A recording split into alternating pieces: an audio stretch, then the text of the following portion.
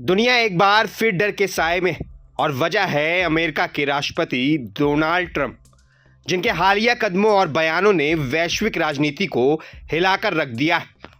Venezuela पर America सैन्य कार्रवाई, राष्ट्रपति निकोलस मादुरो और उनकी पत्नी को हिरासत में लेकर अमेरिका ले जाना और अब लगातार नई नई धमकियां, ये सब किसी बड़े तूफान का संकेत दे रहे हैं। ट्रंप ने साफ कर दिया है कि अमेरिका अब सिर्फ बयान नहीं देगा बल्कि कार्रवाई करेगा, और यही बात दुनिया को सबसे ज्यादा डरा रही।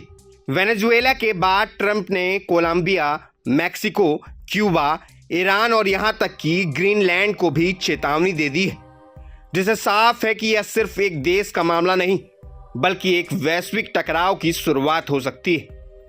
कोलंबिया को लेकर ट्रंप ने कहा कि वहां की सरकार ड्रग्स के कारोबार को बढ़ावा दे रही है और अमेरिका इसे अब और बर्दाश्त नहीं करेगा। इशारों में यह संकेत भी दिया गया कि अगर जरूरत पड़ी तो अमेरिकी सेना किसी को भी निशाना बना सकती है।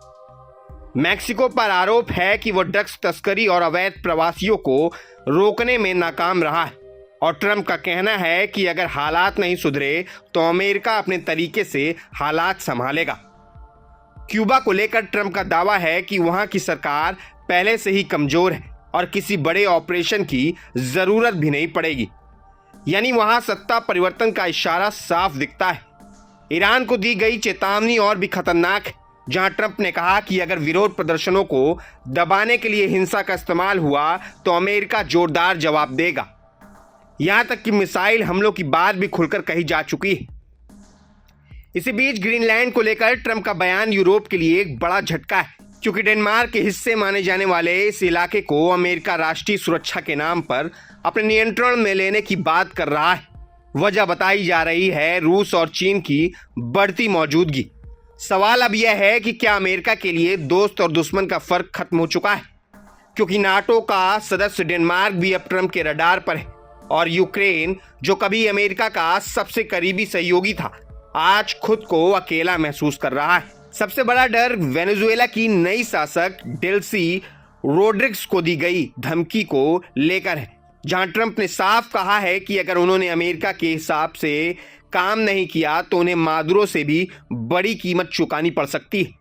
यही नहीं, ट्रंप ने यह भी संकेत दिए हैं कि अमेरिका अपने सैन्य और राजनीतिक दबाव के जरिए लैटिन अमेरिका से लेकर मध्य पूर्व तक अपनी पकड़ मजबूत करने पर है, और किसी भी देश को चेतावनी के बिना निशाना बनाया जा सकता है। इन सब घटनाओं ने दुनिया के सामने एक ही सवाल खड़ा कर दिया है, क्या हम एक नई और खतरनाक जंग की ओर बढ़ रहे हैं, जहां अमेरिका अपने फायदे के लिए किसी भी देश पर हमला करने से पीछे नहीं हटेगा? और क्या आने वाले दिन इतिहास के सबसे तनावपूर्ण खून खराबे से भरे दिन साबित होंगे?